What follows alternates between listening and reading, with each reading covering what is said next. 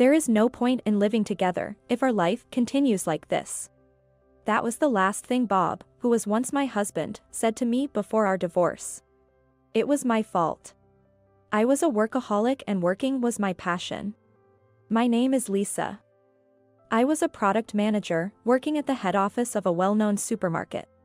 Growing up, I lived with my chronically ill father, just the two of us. We were very poor and barely had enough money to buy food. After graduating from middle school, I immediately started working as a part-time cashier at a local supermarket.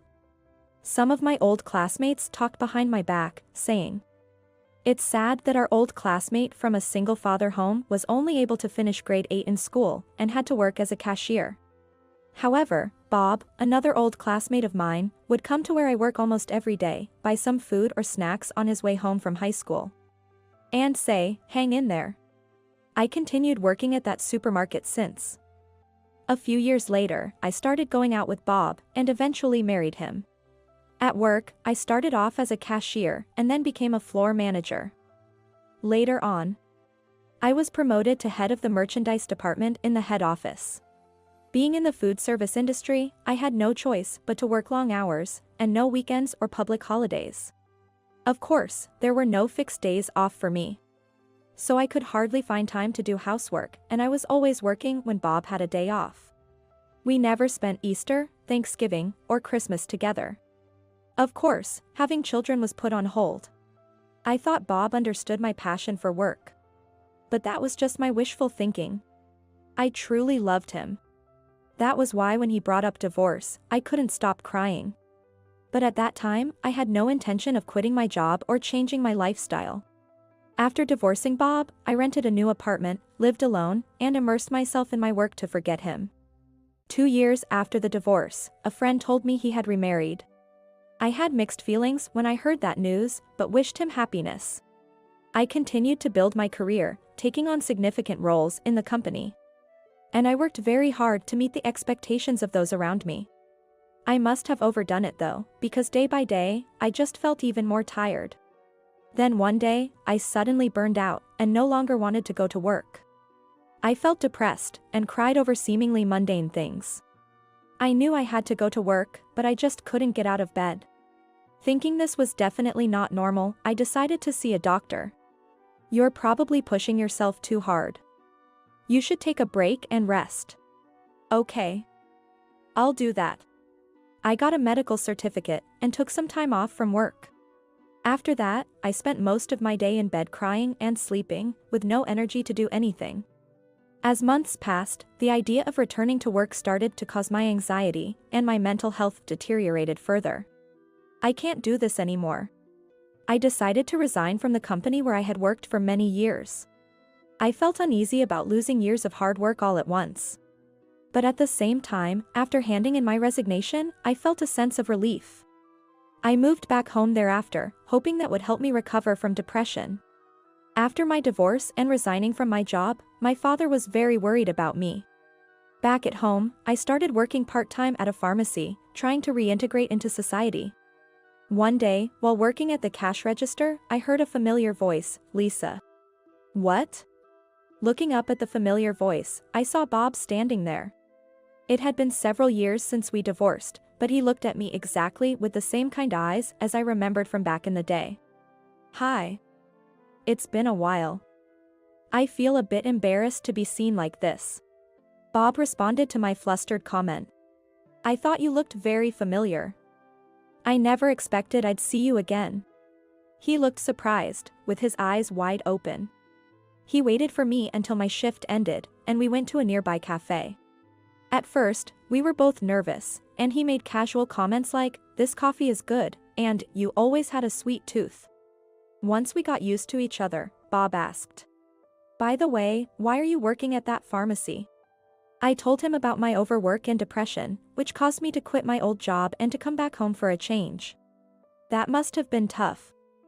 Lisa, you were always such a hard worker." Bob also shared about his life since our divorce. He remarried a woman who had been working at his workplace as a temporary casual worker. However, he ended up divorcing that woman 6 months ago. According to him, she cheated on him. The divorce was the reason for him requesting a transfer to a branch near our hometown. After finishing his story, Bob said, "Well, we both went through a lot, but maybe it's fate that we met again," and he smiled shyly. I involuntarily blushed at his smile. We started going out as friends after that. On our days off, we would go out for drinks or take walks in the neighborhood together. Since the day I met Bob again, I believe I began feeling much better and happier. I used to not even want to go outside, but now I found myself wanting to go out. And I was once again attracted to Bob. I often wondered if he felt the same way. About 6 months after we met again. "I want to give it another shot with you. I love you after all." Bob admitted to have feelings for me again, and we started dating. Of course, we weren't thinking about getting married. I'd hurt him in the past, and he'd been divorced twice. The truth was that we no longer had confidence in ourselves. But then, we decided to move in together. Since then, life became enjoyable, and also my health improved significantly. One day, Bob came home with a skinny little girl. "Hello. I'm Mary." The little girl who greeted me softly turned out to be Bob's child from his previous marriage. She was only 5 years old. I knew Bob had a daughter. However, I was honestly surprised when he suddenly brought her home with him. "Sorry, I didn't have a chance to tell you. It seems her mother left Mary at her grandparents' and then disappeared. So I had to bring her here for now. Hope you're okay with that," Bob said, looking apologetic. "I'm okay. And hello, Mary, I'm Lisa. Nice to meet you," I said to Mary, who was tightly holding Bob's hand, but she avoided eye contact with me. She probably didn't know that her mother abandoned her, and was most likely unable to understand why she was brought here. Looking at Mary, who was looking down sadly, I nearly cried. "Do you mind if Mary stays with us for a while?" he asked apologetically, and I replied, "Of course not. I feel like I've got a daughter now. Make yourself at home, Mary." Hearing this, Mary quickly hid behind Bob. It was understandable that she didn't know how to react, since we just met for the first time. I hoped I could slowly build a relationship with her. I explained my situation to my boss at work, and took some time off so I could spend time with Mary to get to know each other. At first, Mary seemed reluctant to open up, but gradually she started to smile at me as we played with dolls, and as we go for grocery shopping. One day, when I made her scrambled eggs, which was her favorite food, she said sadly, "Your scrambled eggs are always warm and delicious. Mom only gave me cold food." From the way she talked, it seemed Mary had been neglected by her biological mother. I couldn't understand her mother, making someone as adorable as Mary sad. I told Bob about what Mary said to me.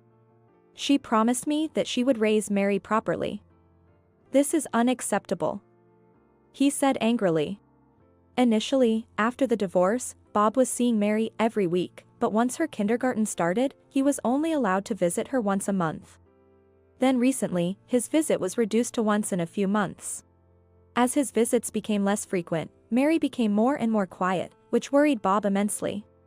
I had no experience in having or raising a child, but even though I had only known Mary for a short period of time, there was one thing that I was certain. I already loved her very much and wanted to support her in any ways. That child must have been emotionally and mentally hurt so badly. I couldn't believe how horrible person Bob's ex-wife was. My dislike for her grew day by day. Bob was trying to regain custody of Mary, and I helped in every way possible. We tried calling his ex-wife multiple times, but never got through. So, it was a huge shock for both of us when she suddenly showed up at our front door. Tall, pretty but with heavy makeup and flashy clothes on, she was the complete opposite of me, and she was shouting at the entrance. "Give Mary back to me, I need her." "What do you mean by I needing her? Didn't you leave her behind for another man?" "Stop kidding yourself," he said, venting his anger. "I broke up with him. I can't be on my own, I'm so lonely, so I want to live with Mary again." I exploded with anger at her selfish words. "What do you think a child is? What a selfish woman you are," I shouted. As we were having a heated argument, Mary came out of her bedroom. "Mommy." "Mary, I'm here to pick you up." "Come here," said Bob's ex. But Mary tightly grasped my hand and said to the woman, "This is my mom, from now on, I'm going to live with Mom Lisa." "Come on, she's not your real mom. Obviously you'll be happier with me, so come with me." I could feel Mary's hand trembling. "I'll raise your daughter. What matters is who loves her the most." I believe the emotional connection is more important than a blood relation. Mary gripped my hand even more tightly. Feeling abandoned by her own daughter, the woman's face turned red, and blurted out, "You're no good." Then she opened the front door and hurriedly left. After her mother left, Mary looked a bit sad but soon smiled and asked me, "Can I call you Mom?" I was moved to tears by her words. Bob, standing next to me, also looked at us with a gentle smile. Things went smoothly after that, and Bob successfully regained custody of Mary, and the three of us started living peacefully together. I later heard that Bob's ex-wife was being chased by debt collectors, been disowned by her parents, and then disappeared. Half a year later, on Bob's birthday, Mary and I prepared a feast and waited for him to come home. Bob left work on time and rushed home. We had a modest birthday party for him. While enjoying the delicious meal, Mary suddenly spoke. "Daddy? When will Mom Lisa become my real mom?" Both Bob and I blushed at Mary's words. Truth be told, I wanted to become Bob's wife again. And to become the real mother of adorable Mary. Then Mary asked me, "Mom Lisa, do you love Daddy?" "Yes, of course, I love him a lot." Then she asked Bob, "Daddy, you love Mom Lisa, don't you?" With a red face, Bob answered, "Of course, I do." Mary said, "I see. You love each other. Then you two can become husband and wife," and smiled happily. Then Bob said, "Yes," looking into my eyes. My heart started racing at his words. Suddenly, Bob stood up, looked me in the eyes, and asked, "Lisa, please become my wife again. And please be the mother of my lovely Mary." "Yes. I'd be delighted to. This is my dream come true." Mary clapped her hands for us. Soon after, Bob and I got married, and officially we, including Mary, became a family. Even though we broke up once, thanks to Mary, we were able to get back together. From now on, as a family of three, we love to live each day with joy.